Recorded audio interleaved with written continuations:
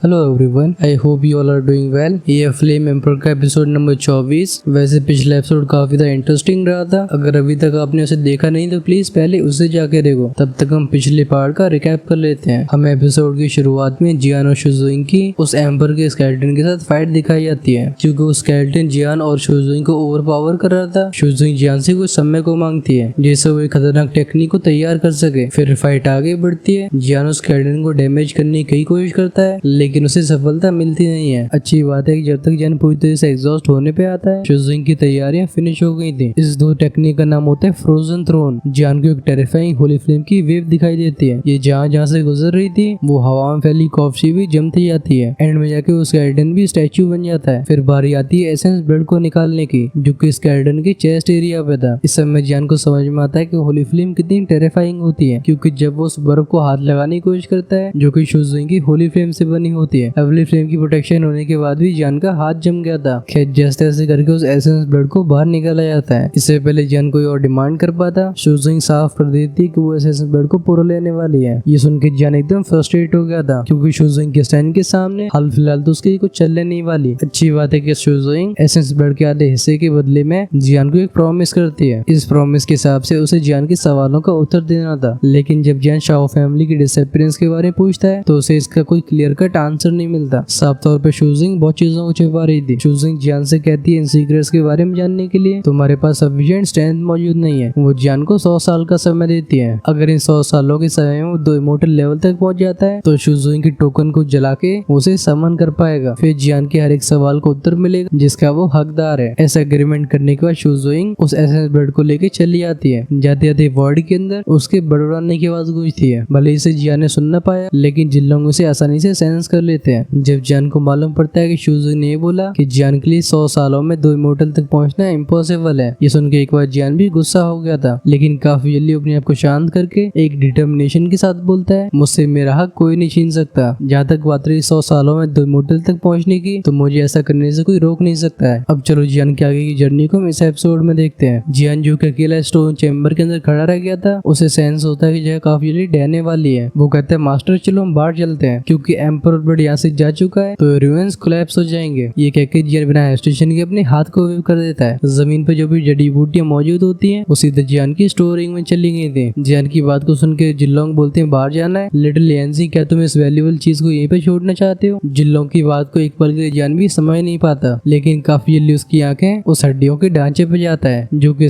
पत्थर की मूर्ति बन चुका था। क्योंकि शुजिंग के जाने से वो होली फ्लेम भी चली गई होती है, इस वजह से वो बर्फ भी हल्की हल्की पिघलने लगी थी। और वो एसेंस बड़े स्केलेटन का एनर्जी सोर्स होता है। उसके जाने से स्केलेटन की हड्डियां डल हो जाती हैं। ऐसा लगता है जैसे बेजान हो गया हो। जियान की आंखों को स्केलेटन के ऊपर पॉज होते हुए देख गोल्डन रैंकिंग कंफर्म कर देते हैं। वो कहते हैं स्केलेटन एक पीक 7 स्टार 2 एम्पर के पावर हाउस का है। इसकी ऐसी हालत होने के बाद भी इसकी कीमत को कम आंका नहीं जा सकता, चाहे बात हो रिफाइनिंग की या फिर रिजरेक्शन की। ये एक बहुत ही वैल्यूएबल चीज है। प्रॉपर मटेरियल्स और स्किल के साथ इसे एक बहुत ही खतरनाक हथियार में बदला जा सकता है। जब जिल्लोंग रिजरेक्शन की बात करते हैं, जियान को दुखी कॉन्टिनेंट के पावर हाउसेस के बारे में याद आता है। जियान के दिमाग में फ्लैश होते हैं शाओजॉन। ये बात थी उस हेवनली टूम की। शाओजॉन कहते हैं मैं बस एक रेमनेंट सोल बचा हूं। इनफैक्ट मुझे रेमनेंट सोल भी कहना काफी बड़ी बात है। अगर हेवनली टूम की यूनिक प्रॉपर्टीज नहीं होती तो मैं बहुत समय पहले इस दुनिया से गायब हो चुका होता। जियान तुम्हारा अभी मुझे रिवाइव करना पॉसिबल नहीं है। तब जियान एक डिस्परेशन से भरी आवाज में पूछता है, एंसेस्टर क्या सच में कोई रास्ता नहीं बचा है? एंसेस्टर शाओजॉन एक जेंटल स्माइल के साथ बोलते हैं, एटलीस्ट मुझे ऐसे मेथड के बारे में पता नहीं है। हो सकता है कोई लेजेंडरी दोधी ऐसा काम कर सके। वही भी तुमने बिना ब्लड लाइन पे रिलाई करते हुए आज जैसी अचीवमेंट्स हासिल कर रही है। मैं तुम्हारी ऐसे डिसेंडेंट से काफी खुश हूँ। फिर जियान को उसी नीचे से याद आते हैं जब वो शाओजॉन से दोबारा से मिला था। शाओजॉन अपनी आखिरी ब्लड लाइन पावर का इस्तेमाल करके जियान के शाओक्लान की ब्लड लाइन मार्क को जगा देते हैं, और तो जियान की सोल में डिस्टेटमेंट करवाने के लिए उन्होंने अपने आप का बलिदान दे दिया था। अब जब गोल्डन रैंकिंग रिजरेक्शन की बात कर रहे हैं तो जियान की आंखों में रिपल्स बनने लगती हैं। फाइनली उसकी आंखों में एक डिटर्मिनेशन फ्लैश हुई थी। वो एक हल्की सी आवाज में कहता है, मास्टर दुखी कॉन्टिनेंट में मैंने एक एंसेस्टर को खो दिया था। मैं उन्हें रिवाइव करना चाहता हूँ। जियान जिल्लोंग पे भरोसा करता था, इस वजह से वो अपनी मन की बात बताने से झिझकता नहीं है। जिल्लोंग कुछ समय तक शांत रहते हैं। वो जियान के शब्दों के बारे में सोच रहे थे। वो समझते हैं कि दुखी कॉन्टिनेंट जैसे लोअर वर्ल्ड में दूधी क्लास में व्यक्ति करना कितना ज्यादा मुश्किल से भरा होता है, क्योंकि जियान ने अपने एंसेस्टर के बारे में थोड़ी और डिटेल्स बताई होती है। गोल्डन रैंकिंग को बताता कि जियान के एंसेस्टर अपनी लाइफ में 9 स्टार दोशेंग पीक पे पहुंच चुके थे। ये भी कहा जा सकता है कि उन्होंने हाफ दूधी के लेवल लेवल को अचीव कर लिया था, बस वो फाइनल दूधी की बैरियर को क्रॉस नहीं कर पाए। खैर ये बात काफी ज्यादा नॉर्मल भी होती है। आखिरकार दूधी कॉन्टिनेंट और दूधी कॉन्टिनेंट के बीच का जो रास्ता था उसे एलियन इविल रेस ने तोड़ दिया होता है, जिसकी वजह से दूधी कॉन्टिनेंट की ओरिजिन खत्म हो जाती है। फाइनली गोल्ड ड्रैगन ने नोट किया था, उन्हें जियान के एंसेस्टर का कैरेक्टर पसंद आता है। जिन लोग कहते हैं शाओयांजी तुम्हारे एंसेस्टर का रिजरेक्शन पॉसिबल है क्योंकि तुम एक एल्केमिस्ट हो, उनकी बॉडी को रिफाइन करने में तुम्हें कोई परेशानी नहीं होगी। ऑफ कोर्स उससे पहले तुम्हें कई मटेरियल्स को इकट्ठा करना होगा। अच्छी बात है इस दूधी कॉन्टिनेंट में हर एक चीज मिलेगी। ये सुन के जियान नोट करता है। अचानक से उसकी बॉडी में से एक ऑरा इरप्ट हुआ था। ये स्काई फायर 3 मिस्टीरियस चेंज की वजह से होता है। जब तीनों को एक साथ एक्टिवेट किया जाता है हम उसके आईब्रोज के बीच में एक मार्क को बनते हुए देखते हैं। इस शाओक्लैन के मार्क में से एक छोटी सी ग्रे लाइट बाहर आई थी। जियान अपनी हथेली के ऊपर इस लाइट को देखता है। ये उसके एंसेस्टर शाओजन का लाइफ इम्प्रिंट होता है। जब हैवरी 2 में उसके एंसेस्टर डिसअपीयर हुए थे तो पीछे बस एक इम्प्रिंट रह गया था। भले ही उस समय इस चीज को नॉर्मल लोग डिटेक्ट न कर पाते, जियान की सोल तब पहले डी स्टेट में एंटर कर गई थी। इस वजह से वो अपने एंसेस्टर शाओजन के लाइफ इम्प्रिंट को बहुत ज्यादा ध्यान से रखता है और उनके लिए शाओजन का एग्जिस्टेंस इस दुनिया से पूरी तरह से गायब हो चुका होता है। लेकिन जियान ऐसा बिल्कुल नहीं मानता था। ये छोटा सा ग्रे इम्प्रिंट वही उम्मीद की किरण होती है जिसकी तरफ आगे बढ़ के जियान को ऐसा लगता है कि वो अपने एंसेस्टर शाओजन को एक बार फिर से देख पाएगा। जियान इस लाइफ इम्प्रिंट को केयरफुल तरीके से फिर से अपनी सी ऑफ कॉन्शियसनेस में भेज देता है। भले एंसेस्टर को रिवाइव करने में उसे समय लगेगा, लेकिन इससे जियान और भी एक्साइटेड हो गया था। ऐसा करने के बाद जियान का ध्यान उन चैलेंजेस पे जाता है जो कि एंसेस्टर शाओजन की बॉडी को रिफाइन करने में आएंगे। वो पूछता है मास्टर एंसेस्टर की बॉडी को रिफाइन करने के लिए मुझे कौन से मटेरियल चाहिए होंगे। वो इस दूधी कॉन्टिनेंट को दूधी कॉन्टिनेंट की तरह जानता नहीं था। इस वजह से अगर वो जल्दी से मटेरियल्स को इकट्ठा करना चाहता है तो उसे गोल्डन ड्रैगन की जरूरत होगी। जियान की बात को सुन के गोल्डन ड्रैगन भी हिचकिचाते नहीं है। वो एक एक करके जियान को सारे मटेरियल्स के बारे में बताने लगते हैं जैसे वो अपने एंसेस्टर से करी हुई प्रॉमिस को फुलफिल कर सके। इन मटेरियल्स को सुन के जियान को फिर से दूधी कॉन्टिनेंट की याद आती है जहाँ पे उसने अपने टीचर यालाओ और टियानो जुंजे की बॉडी को रिफाइन किया था। वो प्रोसेस काफी ज्यादा डिमांडिंग थी। उसमें 3 तरह की हेवली फ्लेम्स तो चाहिए ही होती है, साथ में जियान को कोई हाई लेवल की मटेरियल्स को भी रिफाइन करना पड़ा था। काफी तामझाम करने के बाद ही जियान दोनों की फिजिकल बॉडी को रिफाइन कर पाता है। लेकिन उसके एंसेस्टर शाओजन, टियानो जुंजे और टीचर यालाओ दोनों से ही काफी ज्यादा पावरफुल थे। एंसेस्टर शाओजन की सोल को और भी पावरफुल फिजिकल बॉडी की जरूरत होगी क्योंकि अगर जियान एक वीक फिजिकल बॉडी को तैयार करता है तो वो एंसेस्टर शाओजन के अंदर की फोर्स को सस्टेन नहीं कर पाएगी। ऐसा होने पे उसके टुकड़े टुकड़े हो जाएंगे और इसी के साथ गई जियान की भैंस पानी में। आखिरकार अगर कोई रिवाइव होने के बाद फिर से अपनी पीक स्ट्रेंथ पे पहुंचना चाहता है तो उसे एक शक्तिशाली शरीर की जरूरत होती है। फिजिकल बॉडी की क्वालिटी से डिफाइन होता है कि वो एक्सपर्ट भविष्य में कहां तक पहुंचेगा। इस समय गोल्डन ड्रैगन का फिगर जियान के बगल में खड़ा होता है। वो जियान से कहते हैं जिस तरीके से अपने लेट ईयर्स में तुम्हारे एंसेस्टर शाओजन 9 स्टार दोशेंग की पीक पे पहुंच पाए थे, लगता है उनका टैलेंट सच में एक्स्ट्राऑर्डिनरी था। इस वजह से अगर तुम उनके लिए बॉडी को रिफाइन करना चाहते हो तो बिल्कुल ऑर्डिनरी नहीं हो सकते। इन एम्पर बोन्स की फाउंडेशन के साथ जब तुम सही मटेरियल्स का इस्तेमाल करोगे तो हम एक परफेक्ट फिजिकल बॉडी को क्रिएट कर पाएंगे। जिन लोगों की बात को सुन के जियान की आंखें एकदम चमकने लगी थी। अगर इन एम्पर की बोन्स को उस फिजिकल बॉडी के कोर की तरह इस्तेमाल किया गया जिसमें कई हेलर की मटेरियल्स भी यूज होंगे तो सिर्फ उसके एंसेस्टर शाओजन जिंदा नहीं होंगे बल्कि वो पीक दोशेंग को क्रॉस करके सीधा दूधी क्लास के 7 स्टार पे पहुंच सकते हैं। भले ही एंसेस्टर शाओजन की सोल दोशेंग क्लास की पीक पे हो, ये पीक 7 स्टार 2 एम्पर की बॉडी उन्हें एक बहुत ही शानदार शुरुआत दे सकती है। आखिरकार अलग शॉनलॉन्ग कॉन्टिनेंट की बात करिए तो यहाँ भी एक पीक 7 स्टार दूधी पावर हाउस इस जगह में टॉप एक्सपर्ट बोला जाएगा। उस सीन को इमेजिन करके जियान काफी ज्यादा एक्साइटेड हो जाता है। उसकी उस चमकती हुई आंखें देखती है सामने के स्केलेटन को। जियान के चेहरे को ही देख के जिन लोग समझ जाते हैं कि वो क्या सोच रहा है। वो कहते हैं तुम एक 7 स्टार दूधी के स्केलेटन को देख के इतना खुश क्यों हो रहे हो, क्या तुम्हारी एम्बिशन बस यहाँ तक ही है। गोल्डन ड्रैगन की बात को सुन के जियान एम्बेरेस हो जाता है। वो जानता था कि मास्टर गोल्डन ड्रैगन अपने प्राइम में बहुत ज्यादा पावरफुल होंगे, लेकिन तब भी अभी के जियान के लिए ये पीक 7 स्टार का स्केलेटन एक बड़ी बात है। जियान के चेहरे की ऑकवर्ड एक्सप्रेशन को देख के जिन लोग कहते हैं ठीक है तुम पहले इन एम्पर बोन्स को रखो, मैं पूरी प्रक्रिया को बाद में समझाता हूँ, लेकिन इन हड्डियों को अपनी फ्लेम से रैप करना भूलना मत। ये सुन के जियान बिना हिचकी जाते हुए अपनी फ्लेम को रिलीज कर देता है। बस अगले पल में उसकी आंखें नैरो हो जाती हैं। वो देखता है कि भले ही एम्पर बोन्स कितनी पावरफुल हो, उसकी फायर इन्हें जला रही है। आखिर उसकी एवली फ्लेम इन्हें डैमेज कैसे पहुंचा सकती है। वो मनी मन में कहता है इन कीमती हड्डियों को बर्बाद नहीं किया जा सकता। वहीं पे जब जिल्लोंग जियान के चेहरे के एस्टेशन को देखते हैं उनके चेहरे पे हल्का सा रेडिक्यूल भरा एक्सप्रेशन आता है। वो कहते हैं हाँ क्या तुम्हें सच में ऐसा लगता है कि तुम्हारी फ्लेम इन एम्पर बोन्स को जला सकती है। जाओ तुम सपने देखो, भले ही तुम इन हड्डियों के ऊपर अपनी पूरी ताकत लगा के हमला करते हो तब भी तुम इन पे निशान भी नहीं छोड़ पाओगे। जियान फिर से ऑकवर्ड फील करता है। अपनी मिस्टेक को रियलाइज करके उसने हिचकिचाना बंद कर दिया था। जियान के एक थॉट से उसकी मिल्की व्हाइट फ्लेम इन हड्डियों को एनवेलप कर लेती है। हम जियान को स्केलेटन के सामने सामने बाव करते हुए देखते हैं। अंत में जाके फ्लेम से रैप हुआ स्केलेटन एक रे ऑफ लाइट में बदल के जियान की स्टोरिंग में पहुंच गया था। ऐसा करने के बाद जियान वापस से गोल्डन ड्रैगन किंग को देखता है। वो एक चीकी स्माइल के साथ बोलता है, मास्टर, क्योंकि मैं एक फर्स्ट ग्रेड एम्पर एल्केमिस्ट होने के साथ साथ मैंने उन 23 तरह की हेवी फ्लेम्स को मर्ज भी कर लिया है, तो फिर क्या मैं हड्डियों का इस्तेमाल करके एक ऐसी फिजिकल बॉडी को रिफाइन कर पाऊं जो मेरे एंसेस्टर की सोल को अकोमोडेट कर सके। ये सुन के गोल्डन ड्रैगन किंग भी स्टार्टेड लोग हुए थे, लेकिन फिर उनका चेहरा प्राइड से भर जाता है। वो जान के कंधों को थपथपा के सॉफ्ट आवाज में बोलते हैं, एक नॉर्मल सी बॉडी को रिफाइन करना आसान है, लेकिन जब बात 2D लेवल पे चली जाती है तो उस फिजिकल बॉडी को रिफाइन करने के लिए बहुत ज्यादा रेयर और टेरिफाइंग मटेरियल्स चाहिए होते हैं। हम इसमें जल्दबाजी नहीं कर सकते। भले ही अभी गोल्डन ड्रैगन किंग की आंखों में जियान काफी कमजोर हो, लेकिन उन्हें भरोसा होता है कि एक दिन जियान इतना पावरफुल बन जाएगा कि वो उन्हें भी रिवाइव कर पाएगा। आखिरकार कोई भी सोल हमेशा परछाई नहीं बन के रहना चाहती। खासकर गोल्डन ड्रैगन किंग के पास कई अधूरे काम बाकी है। जब जिनलोंग ने मटेरियल्स की बात करी थी, जियान कहता है, हमें और कौन सी मटेरियल्स चाहिए? आखिरकार मेरे पास चिंगचन सिटी के एल्केमिस्ट एसोसिएशन की एल्डर पोजीशन है और यू फैमिली की सपोर्ट के साथ मैं मटेरियल्स को जल्दी ढूंढ पाऊंगा। अभी जियान ऐसी मासूम आंखें दिखा रहा था जिसके आगे जिनलोंग भी हेल्पलेस महसूस करते हैं। वो कहते हैं, आइटम सिर्फ ढूंढने से नहीं मिलते हैं। अगर तुम एक ऐसी बॉडी को रिफाइन करना चाहते हो जो तुम्हारी एंसेस्टर की सोल को रख सके, तो तुम्हें 4 मेन इंग्रेडिएंट्स की जरूरत होगी। जियान एक सीरियस चेहरा बनाता है। उसकी आंखें गोल्ड ड्रैगन की 4 उंगलियों से उनके चेहरे पे वापस लौटती हैं। इनमें पहला होता है ब्लड शेपिंग पिल। फिर तुम्हें 7th ग्रेड एम्पर रैंक के मैजिकल बीज का ब्लड एसेंस चाहिए होगा। तीसरी चीज होती है 2D लेवल के पावर हाउस का हड्डी का ढांचा, और एंड में तुम्हारे पास वो सोल फ्रैगमेंट होना चाहिए जिसको तुम रिवाइव करने जा रहे हो। वो जैसे जैसे मटेरियल्स के बारे में सुनता है, जियान के चेहरे की एक्साइटमेंट कम होती जाती है। वो ब्लड शेपिंग पिल, भले जियान फर्स्ट ऑर्डर का एम्पर एल्केमिस्ट क्यों न बन गया, उसने ऐसी मेडिसिन पिल के बारे में कभी सुना भी नहीं होता। गोल्डन ड्रैगन किंग के हिसाब से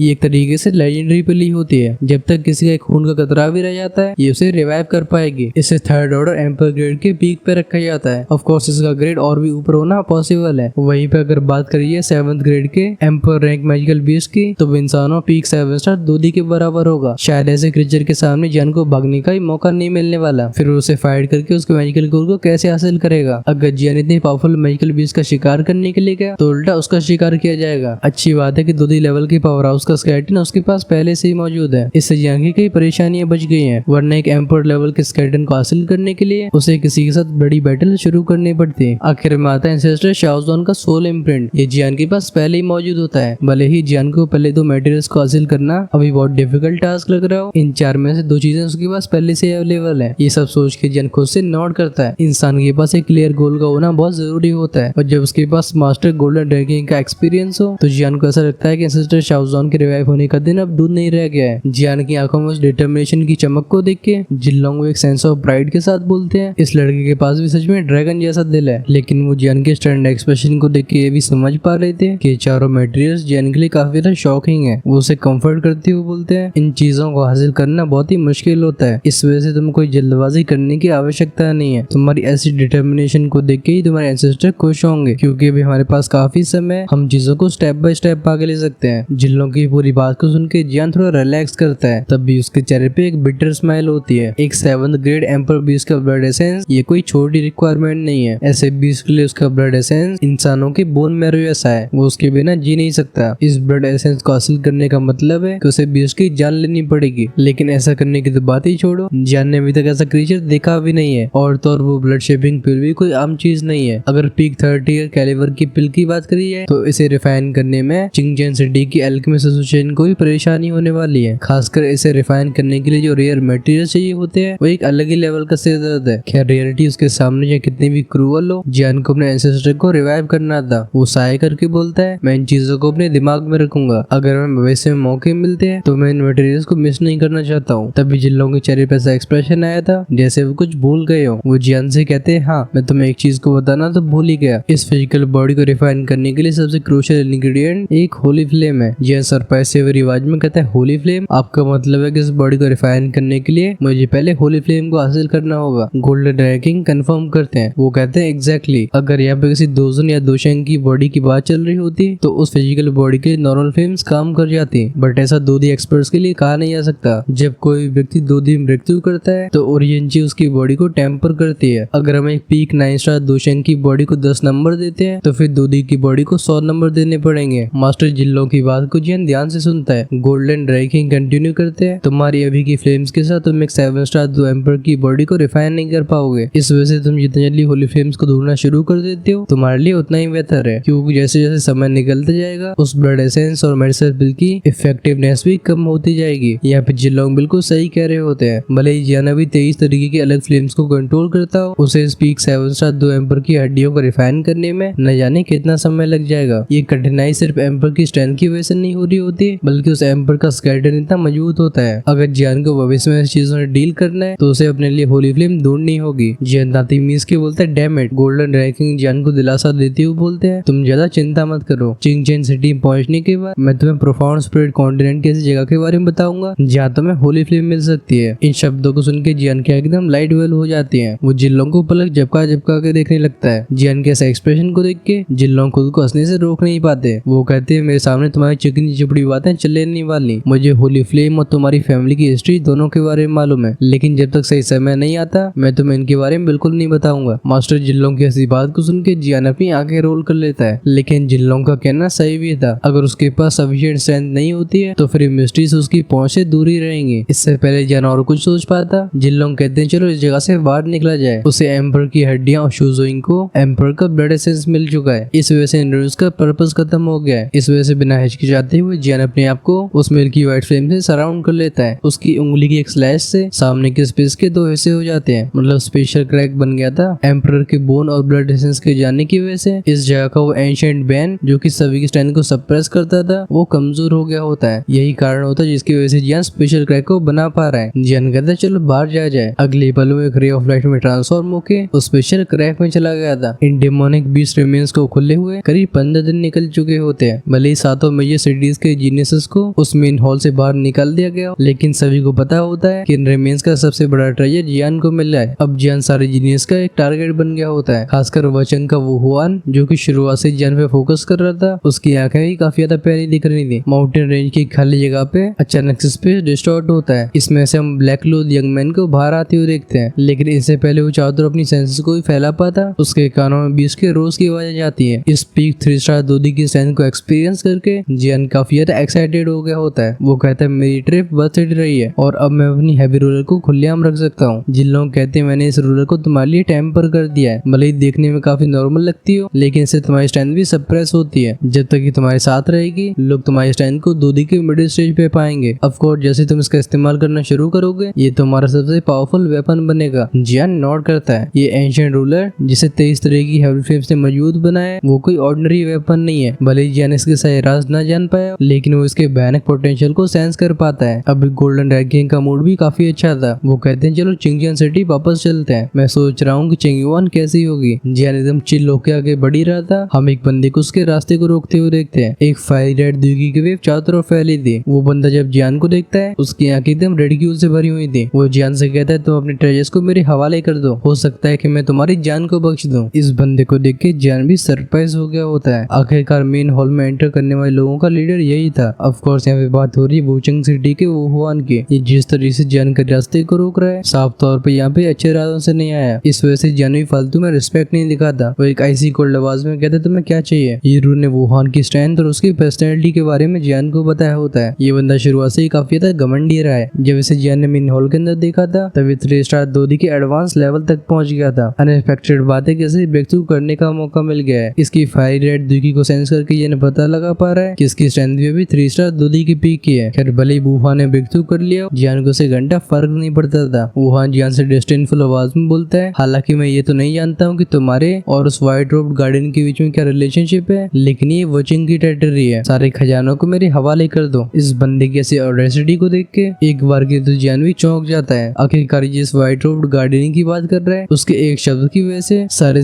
जीनियसेस को हॉल से बाहर निकलना पड़ा था। हालांकि जियान को लिटरली और उस सफेद कपड़ों वाली गार्डन के बीच में कुछ रिलेशनशिप मालूम पड़ता है, लेकिन सफिशिएंट सेंस न होने की वजह से जियान उसके बारे में कुछ पता नहीं लगा पाता। फाइनली जियान एक इंडिफरेंट आवाज में कहता है ये जगह साफ तौर पर डिमोनिक बीस्ट माउंटेन्स है। ये तुम्हारी वचिंग सिटी की टेरिटरी कब से हो गई और मैं अपने खजानों को तुम्हें क्यों दूं? क्या तुम अपने सर को दीवार में मार के आ रहे हो? भले औरों की नजरों में ये वचिंग सिटी का यंग मास्टर काफी ज्यादा इंटिमिडेटिंग हो, ये जियान के रास्ते का बस एक छोटा सा रोड़ा होता है। ये सुन के वुहान की आंखें फियर्स हो गई थी। वो कहता है जियान क्या तुम हम सभी को मूर्ख समझते हो? उन 6 गार्डियंस को हराने के लिए हम सभी के पूरे एफर्ट्स लगे थे, लेकिन तुम सभी खजानों को अकेले रखना चाहते हो। खैर ये भी अच्छी बात है क्योंकि तुम सिंपली चीजों को हैंड ओवर नहीं करना चाहते, तुम इसकी कॉन्सिक्वेंसेस कॉन्सिक्वेंसेस भुगतने पड़ेंगे। ये कह के वुहान अपनी नजरों को चारों तरफ घुमाता है। फिर वो जियान की तरफ दहाड़ते हुए बोलता है, अगर तुम चीजों को मेरे हवाले नहीं कर रहे हो तो फिर मैं बस तुम्हारी जान ही ले सकता हूँ। वैसे भी डिमोनिक बीस्ट माउंटेन रेंज तो हमारी कब्र बनने के लिए काफी अच्छी जगह होगी। जब वो हुआन ने अपनी नजरें चारों तरफ घुमाई थी तो फिर जियान भी रिलीफ फील करता है, क्योंकि शुरुआत में जियान को भी डर होता है कि कहीं मेजर सिटी से पावरफुल एक्सपर्ट्स यहाँ पे पहुंच न चुके हों। लेकिन आसपास कोई भी डिस्टर्बेंस न सेंस करने की वजह से जियान भी अपने दिल को शांत कर लेता है। जियान कहता है, क्योंकि तुम मुझे खजाने के लिए मारना चाहते हो, चलो मैं देखता हूँ कि तुम्हारे पास क्या वो एबिलिटी है। वो हुआन एक स्नॉट के साथ जियान की तरफ अपनी हथेली को आगे बढ़ा देता है। ये एक पाम स्ट्राइक होती है। तुरंत ही वुहान के सर के ऊपर का स्पेस फट जाता है। इसमें से एक बहुत ही बड़ा पाम बाहर आया था। जहाँ जहाँ से पाम अटैक गुजरता है हम स्पेस को टूटते हुए देखते हैं। भले अटैक चाहे कितना ही पावरफुल हो, जियान के चेहरे पे कोई और इमोशन दिखाई नहीं देता। आखिरकार इन रिमेन्स में एंटर करने से पहले की जियान की स्ट्रेंथ और अब की स्ट्रेंथ में बहुत बड़ा अंतर है। फटाक से 3000 लाइटिंग मूवमेंट को एक्टिवेट करके जियान इस टेक्निक को डॉज कर देता है। ये पाम अटैक बैंग आवाज के साथ पीछे के पेड़ में जाके टकराया था। तुरंत उस पेड़ के परकच्चे उड़ जाते हैं। वहीं पे हम जियान की जगह पे कई आफ्टर इमेजेस को देख सकते हैं, क्योंकि वुहान का अटैक फेल हो चुका था। अब बारी आई थी जियान के हमला करने की। इस अपॉर्चुनिटी का फायदा उठाते हुए जियान का पंच वुहान की तरफ आगे बढ़ गया था। जब वुहान देखता है कि उसका अटैक मिस हो गया, गुस्से के मारे उसकी आंखें लाल हो गई थी। वो कहता है बेस्टर्ड। तुरंत ही उसके हाथ में से सक्शन फोर्स क्रिएट हुई थी। हम एक बड़ी सी पेड़ को खींच के आते हुए देखते हैं। वुहान इस चीज को जियान के खिलाफ एक ढाल की तरह इस्तेमाल करता है। ऑफ कोर्स जियान की एडेप्टेबिलिटी भी कम नहीं होती। अपने सामने इस पेड़ की शील्ड को देख के उसने अपनी उंगलियां खोल ली थी, लेकिन इससे पहले वो इस पेड़ को पकड़ के तेजी से खींच पाता, जियान को अपने पीछे से एक बहुत ही खतरनाक पावर सेंस होती है। भले वुहान ने सीक्रेट अटैक को तैयार कर लिया, जियान भी पीछे नहीं था। अपने पीछे इस सेंसेशन को सेंस करके जियान के चेहरे पे मुस्कान की चमकान लगी थी। जैसे उसका राइट हैंड खुलता है, हम उसमें एक 23 रंगों वाले एग्जिस्टेंस इरेजिंग फायर लोटस को देखते हैं। जियान 3 स्टार दोदी के पीक पे पहुंच जाने के बाद ये सेंस करता है कि उसे 23 तरह की हेवी फ्लेम्स को मर्ज करने में अब पहले इतना समय नहीं लग रहा है। वो इस एक्सटर्मिनेशन फायर लोटस को बस एक थॉट के साथ प्रोड्यूस कर सकता था। शायद इस चीज को ही परफेक्शन बोलते हैं। बस बात ऐसी थी कि जो एंग्री विद द लोटस दोदी कॉन्टिनेंट के अंदर उसकी सबसे पावरफुल स्किल रही है। इस दोदी कॉन्टिनेंट में पहुंचने के बाद जियान को उसके एडवांटेज काफी कम दिखाई दे रहे हैं। खासकर जब जियान सेम लेवल पे फाइट करता है तो इस टेक्निक का इफेक्ट और भी छोटा होता जा रहा था। एज अ रिजल्ट जियान को हमेशा से लग रहा था कि उसके दोदी कॉन्टिनेंट में पहुंचने के बाद उसकी हेवी फ्लेम्स की पावर एग्जॉस्ट हो रही है। बेसिकली उसकी फ्लेम में कुछ मिसिंग था। खासकर चीज तब कंफर्म हो जाती है जब जियान शुजुंग की होली फ्लेम की पावर को देखता है। हेवली फ्लेम और होली फ्लेम की स्ट्रेंथ को देख के ऐसा लगता है जैसे एक जमीन तो एक आसमान की हो। ऑफ कोर्स बैटल के बीच में डिस्ट्रैक्ट होने का समय नहीं होता। जियान बिना हेजिटेशन के इस फायर लोटस को सीधा वुहान की खोपड़ी तरफ देख मारता है। ये एंग्री विद द लोटस बहुत तेज था। जैसे जियान के हाथों में से बाहर निकला था, ये किसी गोली की तरह वुहान की तरफ आगे बढ़ जाता है। इस फायर लोटस को अपनी आंखों में बड़े होते हुए देख वुहान की आंखें श्रिंक हो जाती हैं। हम उसकी बॉडी में से फायरी हॉट दुगी को बाहर आते हुए देखते हैं। चाहे भले इसकी स्ट्रेंथ 3 स्टार दोदी के पीक पे पहुंच गई हो, उसे इस फायर लोटस में से भयंकर फीलिंग आती है। वुहान के दिल में बस एक ही बात थी, अगर वो इस फायर लोटस से टकरा जाता है तो उसके बस 2 ही अंजाम होंगे। अगर उसकी जान बच भी जाती है तब भी उसका सीरियसली इंजर्ड होना पक्का है। वुहान दांती मीस के बोलता है डैम इट। सिचुएशन को देख के उसकी आंखें नैरो हो जाती हैं। उसने एक्सपेक्ट नहीं किया था कि जियान इतना ज्यादा रूथलेस होगा। उसने जैसी तहकीकात करी थी उसके हिसाब से जियान बस अपनी एल्केमी स्किल्स के लिए जाना जाता है। वुहान ने ऐसा सोचा था कि जियान को कैप्चर करना आसान होगा, लेकिन अब जियान की ओवरवेलमिंग पावर को देख के वो समझ जाता है कि उसने जियान को बहुत ही हल्के में आंका है। जैसे जैसे वो 23 कलर्ड फायर लोटस उसके करीब आता जाता है, उस टेरिफाइंग डिस्ट्रक्टिव ऑरा को सेंस करके वुहान के अंदर पैनिक बढ़ने लगता है। एक तेज दहाड़ के साथ उसके शरीर से बाहर आने वाली रेड ओरिजिनची उसके ऊपर 100 फीट बड़े क्लाउड को बना लेती है। ये ऊर्जा से बना हुआ बादल काफी ज्यादा हैवी फीलिंग को ला रहा था। भले फायर क्लाउड स्पेस को डिस्टॉर्ट कर रहा हो, लेकिन इसके ऐसे साइज और पावर के बाद भी ये जियान के एंग्री विद द लोटस के खिलाफ फीका पड़ जाता है। डिमोनिक माउंटेन रेंज की गहराइयों का ये एरिया बहुत जल्दी अपनी नमी को खो देता है। अब इसमें से एक रेगिस्तान जैसी वाइब आने लगी थी। उस कलरफुल फायर लोटस को अपनी तरफ आते हुए देख वुहान की बॉडी ट्रेम्बल होती है। वो चिल्ला के बोलता है गो। तुरंत ही आसमान का फायर क्लाउड एकदम विगल होने लगा था। ये 3 हिस्सों में बढ़ के 3 बड़े बड़े शीशों को बना लेता है। वुहान की अल्टीमेट डिफेंसिव टेक्निक का नाम होता है ट्रिपल रोशमैन गेट फायर क्लाउड कोलिजन। बिना हेजिटेशन के वुहान ने हैंडसीज को चेंज किया था। हम उसके चारों तरफ एक लाल रंग के बैरियर को बनते हुए देखते हैं। इस डिफेंसिव टेक्निक का इस्तेमाल करने के लिए वुहान की एनर्जी खर्च हुई होती है कि इस समय उसके चेहरे से रंग उड़ चुके थे। ये तीनों एनर्जी मिरर्स काफी तेजी से नेचुरल ऑरा को अपनी तरफ खींचने लगते हैं। ऐसी सोफिस्टिकेटेड टेक्निक को देख के एक बार के लिए जियान भी सरप्राइज हो जाता है। हालांकि जियान को अपनी एबिलिटीज पे भरोसा था, लेकिन वुहान के डिफेंसेस को देख के वो समझ जाता है कि दोदी कॉन्टिनेंट के जीनियसेस को बिल्कुल हल्के में नहीं ले सकता है। वुहान जो कि वचिंग सिटी का यंग मास्टर होता है, उसने अपनी रेपुटेशन को प्रूव कर दिया था। ऑफ कोर्स जियान के सर सरप्राइज की वजह से उसका फायर लोटस बिल्कुल धीमा नहीं हुआ था। वो अपनी टेरिफाइंग मोमेंटम को लेके उस एनर्जी क्लाउड के पास पहुंच जाता है, जिससे ऊर्जा से बने बादलों में भी रिपल बनने लगी थी। वो Han Solo आवाज में कहता है डिफेंड। उसकी हैंड सीज तेज हो जाती है। तीनों एनर्जी मिरर्स में से हम तेज रोशनी को बाहर आती हुई देखते हैं। फाइनली तीनों मिरर्स जो कि ट्रांसपेरेंट लग रहे होते हैं, अब वो सॉलिडिफाई हो जाते हैं। अगले इंस्टेंट में बूम साउंड के साथ जियान का बुद्धा फ्यूरी लोटस इस ट्रिपल रशोमेंट गेट में जाके टकरा गया था। जमीन और हवाओं को चीरती हुई एनर्जी रिपल्स चारों तरफ फैलती हैं। इस आवाज के बाद 1 सेकंड की शांति रही थी, फिर एक भयानक एनर्जी इरप्शन दूर दूर के पहाड़ों को चकनाचूर कर देता है। ये एक्सप्लोजन इतना ज्यादा खतरनाक था कि इस जगह से कई किलोमीटर दूर खड़े लोग भी इन शॉक वेव्स को फील कर पाते हैं। हम इस जगह से काफी दूर एक बुड्ढे को देखते हैं। वो शॉक वेव को देख के बोलता है लगता है डेमोनिक माउंटेन रेंज में ओवरलॉर्ड्स फाइट कर रहे हैं। सीन चेंज होता है। ये जगह थी वुचंग सिटी की। एक टाइगर शेप के थ्रोन के ऊपर हम एक मिडिल एज मैन को बैठे हुए देखते हैं। इसकी बॉडी से खतरनाक ऑरा रिलीज हो रहा था, लेकिन जैसे वो इस डिस्टरबेंस को सेंस करता है उसके चेहरे के हाव भाव बदल जाते हैं। वो दहाड़ के बोलता है वॉर। इस समय उसकी आंखें एकदम डेंस हो गई थी। वो अपने सबऑर्डिनेट से कहता है फोर्थ कुछ लोगों के साथ जाके इस चीज को इन्वेस्टिगेट करो। ध्यान रखना कि वॉर को कुछ नहीं होना चाहिए और जहाँ तक बात रही दूसरी पार्टी की, उसे खत्म कर दो। इस मिडिल एज मैन के एक्सप्रेशन को देख के वो सबऑर्डिनेट समझ गया था कि इस मामले को ध्यान से हैंडल करना होगा। वो तुरंत ही नोट कर देता है। सीन फिर से चेंज होता है। हम देखते हैं यूरू और यूयू को। इन एनर्जी सिग्नेचर्स को पहचान के यूयू एक चिंता से भरी आवाज में बोलती है फादर ये जियान है, हमें उसकी मदद के लिए जाना होगा। इस समय यूरू के बगल में एक और फिगर खड़ा होता है। वो कहता है बच्ची थोड़ा रुक जाओ, हम बिना सिचुएशन को समझे एक्शन नहीं ले सकते। सीन वापस ही युद्ध के मैदान पे गया था। यहाँ पे अभी मैसिव एनर्जी स्टॉर्म चारों तरफ आतंक मचा रहा होता है। जो जंगल हरा भरा हुआ करता था अब वहाँ पर डिस्ट्रक्शन के अलावा कुछ दिखाई नहीं देता। इस एनर्जी स्टॉर्म के सामने हम उस ट्रिपल रशोमेंट गेट को ट्रेम्बल होते हुए देखते हैं। अगले मोमेंट में क्रैक साउंड के साथ वो पहला मिरर बिखर जाता है। भले ही उससे एंग्री बुद्धा लोटस की एनर्जी भी कम हो गई हो, तभी वो एनर्जी वेव दूसरे मिरर को टारगेट करती है। इन ह्यूज शॉक वेव्स की वजह से चारों तरफ बड़े बड़े क्रैक फैल रहे थे। भले वो हुआन की ट्रिपल रशोमेंट गेट टेक्निक एक हाई लेवल की डिफेंसिव टेक्निक हो, ये भी फायर लोटस के खिलाफ स्ट्रगल कर रही थी। पहले डिफेंस को टूटते हुए देख वो हुआन के चेहरे का पैनिक और बढ़ जाता है। वो अपने शरीर की सारी एनर्जी को बची हुई 2 डिफेंसेस में सप्लाई करने लगा था। अब फोर्ट जान भी पीछे नहीं रहता। एक कोल्ड साउंड के साथ फ्लेम मंत्र सर्कुलेट होता है। फिर उसकी मिल्की व्हाइट फ्लेम उस फायर लोटस के अंदर जाने लगती है। इस नई ऊर्जा की वजह से लगता है फायर लोटस फिर से जिंदा हो गया है। ये बूम बूम बूम साउंड के साथ दूसरे मिरर को तोड़ के तीसरे में जाके टकरा जाता है। इस एनर्जी स्टॉर्म की पावर को बढ़ती हुई सेंस करके वो हुआन का चेहरा एकदम डार्क हो गया था। उसने एक्सपेक्ट नहीं किया होता है कि जान की टेक्निक सिर्फ उसके 2 डिफेंसेस को तोड़ नहीं पाएगी, बल्कि इसके पास तीसरे मिरर से टकराने की एनर्जी बची रह जाएगी। जान के फायर लोटस के इम्पैक्ट की वजह से हम हवा में कई काली काली लाइंस को बनते हुए देखते हैं। फायर लोटस एक बूम की आवाज के साथ उस फाइनल मिरर से जाके टकराता है। उस मिरर में भी छोटे छोटे क्रैक्स फैलने लगते हैं। वो वहाँ जान की आंखों को देख के समझ पा रहा था कि वो बिल्कुल दया नहीं दिखाएगा। अगर एंग्री बुद्धा लोटस आखिरी डिफेंस को तोड़ देता है तो वो हुआन का काम तमाम हो जाएगा। खैर इससे पहले हमें इस बैटल के रिजल्ट के बारे में मालूम पड़ता, हम एपिसोड के एंड तक आ चुके हैं। हालांकि इस स्टोरी में बहुत सारी बकवास करी गई है, जिसकी वजह से मैं कई आधे चैप्टर्स को स्किप कर चुका हूँ। आपको अब तक स्टोरी कैसी लग रही है कमेंट्स पर लिख के जरूर बताना। ये भी सजेस्ट करना कि क्या हमें स्टोरी आगे बढ़ानी चाहिए। वैसे नेक्स्ट एपिसोड में हन क्लैन यानी कि सोल क्लैन के बारे में बात होने वाली है। खैर अगर आप पूरे मामले को मिस नहीं करना चाहते तो चैनल को सब्सक्राइब करके बेल आइकन के बटन को ऑन करके रखना, जिससे रिलीज होने पे वीडियो आपके पास सबसे पहले पहुंचे। ऑफ कोर्स अगर आपसे वेट नहीं किया जा रहा है तो हम नेक्स्ट एपिसोड को शाम को ही अपलोड कर देते हैं, जो कि हमारे प्रीमियम मेंबर्स के लिए अर्ली एक्सेस के रूप में अवेलेबल हो जाता है। अगर आप उसमें इंटरेस्टेड हो तो आप हमारी मेंबरशिप का पार्ट बन के हमें पर्सनली सपोर्ट कर सकते हो। ज्वाइन का बटन मिलेगा चैनल के होम पेज पे। चलो हमारा मिलना हुआ नेक्स्ट एपिसोड में। अंटिल देन टेक केयर, टाटा, बाय बाय।